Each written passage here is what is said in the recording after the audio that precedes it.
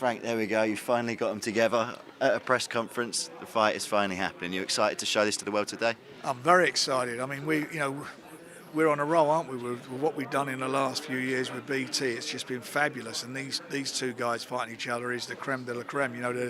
We got on there with Joe Joyce, Daniel, and Nathan. I believe the three best heavyweights, the next generation of heavyweights in the world, no doubt about that. And whilst Tyson and AJ, and certainly in the case of Deontay Wilder, are fighting in the States, which their fights will be coming in the UK, 4s, 5s in the morning. These guys have got a great chance to get exposure, become the next big thing. So whoever wins this fight is going to be the next big thing.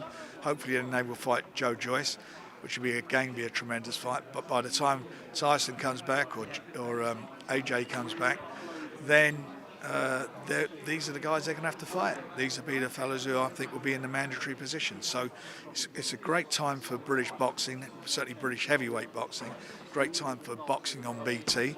I mean, they're going from strength to strength. You had like the most dramatic football in the last couple of days, like unbelievably glued to your set watching it. I'm hoping we'll get the same thing with Arsenal tonight, although I'm not too sure about that. I hope they'll dig deep and show the balls that the other two teams did. And then, we've got this boxing. It's just BT's going from strength to strength with some fantastic sport, and we're doing the bit for boxing and for the subscribers. These shows are not pay-per-view, they're for the subscribers. They are pay-per-view shows, but they're for the subscribers. Frank, we should get you a job in the marketing department. You're doing a great job for BT here. Well, we are determined to deliver and bring the best of boxing. We're going to announce some great fights on the undercard of the Josh Warrington and Kid Galahad fight in the next few days. Great fights on the undercard, real competitive fights. If you're a betting man, you're going to be hard to pick who's going to win these fights. Are you enjoying the fact that the future seems to hold a lot of matchmaking headaches for you? Because Dubois and Gorman are both going to launch themselves to a new level now, and you're going to have to look at a different level of opponent for them, as well as Joe Joyce, who's talking about fighters like Povetkin. That's a, like you say, the second tier, isn't it? It's quite unusual. I mean, he's got a wealth of experience as an amateur. World Amateur Championships he's fought in. Commonwealths, silver medalist in the Olympic Games. But he's only had eight fights. His 9th fight next week at Stevenage against Ustinov, which is it's a tough fight for a guy who's only had 8 professional fights. But that's what he wants. He's 32, 33 years of age. He's just got his foot on the accelerator. He just wants to go forward. He just put me in them. I want the big fights. That's why he didn't want to fight for a British title. So that's where he's at. Daniel's 11 fights. I think Nathan's 16 fights. They're stepping up to the plate very, very quickly in their careers. Very, very quickly. For young men at their age group. They've not had Olympic experience and World Championship experience as had at senior level, as had Anthony Joshua, for example. They're going straight in. So they feel they've got tremendous self-belief in their abilities. They all think they're the winners, whoever fights who, which is great. So I'm great. I'm really pleased to be a part of it, and working with them, and obviously delivering to our subscribers on BT. And I'm really feel good about it. Whoever wins or loses the fights, they're still going to be there or thereabouts. They're young men; they'll still be there. So there's some really big fights to be made, heavyweight division, over the next couple of years, and we're going to see the best of them on BT. Obviously, I was talking in that press conference there of Daniel Dubois always being a frank fighter. It took Nathan 9 fights, I believe, to sign up with you. How soon did you know, with both of them, once they came to you, how soon did you know that this was going to be a fight on the horizon, like a massive, the O2 Arena is a big arena. How soon did you know, when you first met these lads, that they were going to be headlining that some way down the line? Well, I knew there'd been a rivalry in the amateurs, and I knew there would be eventually it would happen. I didn't think it would happen as soon as this, and I'll be quite honest about it. If I had my way, it wouldn't be yet. I'd be giving it at least till the end of the year. But when Joe informed the board, as we mentioned earlier, what his intentions were, Nathan was the next guy in, and neither of them would pull out the fight. So the fight made itself. I mean, you hear them talk. They do it respectfully. It's not like that, trash talk. They do it, but there's no love lost there, and I think they've got respect for each other, but this is a fight that they both had been focused on, and they knew would happen when they turned professional. You're excited to see Daniel Dubois get a bit animated, get a bit of needle involved with him, because we see him always be quite calm, but with this one, there's potential, perhaps, for it to boil over. Well, whether it does or it doesn't, the thing about him, he's still a young man. He's quite introverted as far as, that I think he's one of those guys, who do his talking in the ring. And, Nathan's a very respectful young man too. But, with Daniel, it's I'll let your fist do the talking. And that's how it is. I mean, he reminds me of sort of the way he is, like a young George Foreman. You couldn't get a quote out of George Foreman. When he's second coming, when he came back, he's second coming, you couldn't shut him up.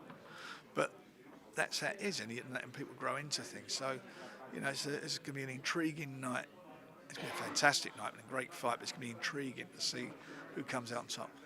And like you said, win, lose or draw, well, let's hope it's not a draw again, but the win or lose, each fighter is going to come out with an improved profile, you think, and even the loser, you think you'll be able to bring them back up because they're both so young. I think it's going to. I do, and many years, well, many years, not that long ago. It's probably about 8-9 years ago, maybe a bit longer than that. I did probably around the same stage as these two guys out. I did James DeGale and George Groves, and everybody went, "Oh, there was massive rivalry with them two." And it was very early in their careers. And it was a very close fight. I thought James just won it, but it could have gone either way, and George got the nod. But the bottom line of it all was they both went on and won world titles. It's not the end of the world. And someone like Derek Chisora, who's lost big fights, has lost probably 99% of them. He still gets involved in big fights and still is part of the scene. So I think these guys are far more talented than Derek Chisora, and I think they've got great futures in front of them for the winners and the losers. Whatever happens, they're going to be there. The winner's obviously going to get all the glory as it happens. But as you said earlier on, it could, if it's not a draw, but if it's a draw, it's going to be a good fight. Their contrasting styles will make this a great fight for the fans. This is going to be one you won't be able to take your eyes off of. It's going to be electric. The atmosphere is going to be electric. It'll be sold out. The place will be buzzing. And we're going to see, I believe, something special. And we're trying to find Joyce an opponent for that night as well. You talked about Derek Chisora, someone who claims priced himself out. A few people priced themselves out.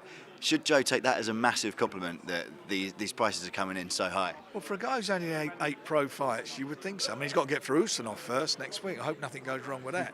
But which is for a fellow having his 8th pro fight is a tough fight for him. But he comes through that. He's on again on the 13th. If it's I don't think it'd be Derek Chisora because of what the ridiculous sums of money that has been mentioned. But we would be looking at a top 10 opponent for him, a world-ranked boxer for him. Whatever happens, that's what he will have. Somebody of that ilk, which says a lot about him. He's made it very clear he wants to fight the best. He wants to get there as quick. He's not looking for any. He's not saying I'm 21 years old or 22 years old. I've got time on my side. He's made his mind up. 33, get me in there. I feel that the amateur experience that I have and my age and my maturity gets me through all that. And you mentioned there the Ustinov fight, May the 18th. Billy Joe also fighting, and it was confirmed over this weekend that that's for the full world title now. Are you really pleased with that? I'm extremely pleased for that. I always knew it would be. I mean, it's just annoying that Ramirez took so long to do it. When we announced the fight, we announced it for the world title fight. Then he sent his letter in saying he's not. Now he sent one that he wanted to stay at that weight. Now he sent another one in. So the bottom line is, Bill's in there. He does the business, and he's not overlooking. He's not fought at that weight before, and he's fighting a guy who's started off, I think, he's a cruiserweight, then went to light heavyweight. Now he's fighting at super middle. But since he's been at super middleweight, he's never lost a fight. So for Bill, he's got to be, settled down at super middleweight division, and he comes through it. He's well and truly in the game. And looking at that fight that took place the weekend with Canelo and Jacobs. And if Bill gets to be in, and he's still a young man, if he can fight like he fought Lemieux, he's got the beat of them all day long.